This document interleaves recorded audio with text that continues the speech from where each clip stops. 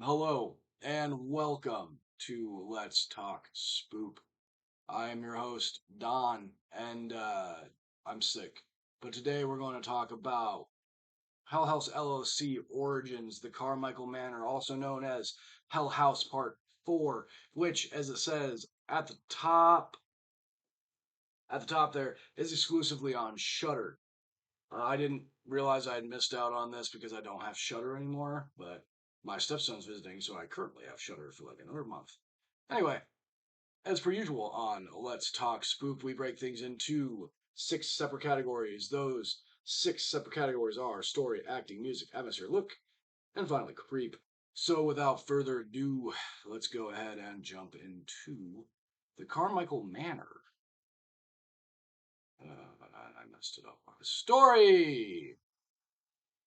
So the story for this isn't super original. It's kind of um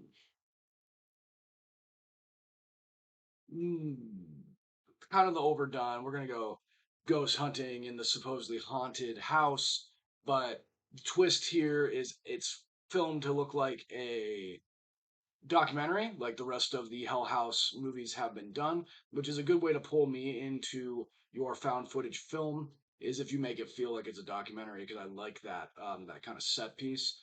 And additionally, there is a connection between this completely separate haunted house and the Abaddon Hotel from the original three. And it also goes kind of into the origins of what happened in the Abaddon Hotel and what happened to the Carmichaels. So for story, I gave it a 3 out of 5. Acting, um, all the actors did a good job, but there was no real standout performances, but there was no just absolutely terrible performances. You're following a lesbian couple and Margot. It's Margot and Rebecca who are a lesbian couple, and Margot's brother Chase as they investigate the Carmichael Manor, and as spoopy things start happening. I liked that Rebecca and Chase were both just like, we need this, we need to get out of here. Whereas Margot's like, no, no, no, no, we gotta keep investigating. It goes to real. We have finally have proof. And Rebecca doesn't stick to her guns, which I wish she had, but she's definitely the voice of reason, and I appreciated that. But overall, the acting in this was average, so it's a 2.5 for acting. Music, yeah, music is average, 2.5. There's nothing that it brings back the song that's in the previous three with played on the piano. And it's got lyrics, but other than that, it's really just average music. Nothing really stands out.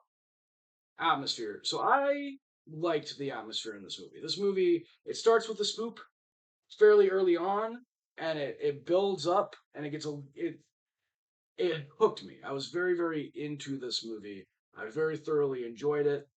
So atmosphere is a 4 out of 5 because the acting being just kind of on par, and the story not being super original doesn't make the atmosphere perfect, but it was a very good atmosphere.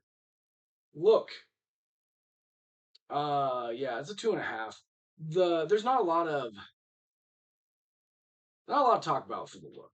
They didn't try to do like blood effects and go over the top. Uh, there's a couple of creepy imagery, a little bit of creepy imagery, but overall, it's just kind of average for the look. And then finally,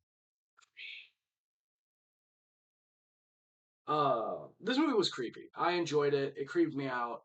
It was a really good callback to kind of like the slow, creepy build that was the original that I enjoyed. So for creepiness, I gave it a 3 out of 5. So overall, we add up these totals, we divide by 6, we get like 2.9, but I rounded it up to a 3 because I really enjoyed this movie.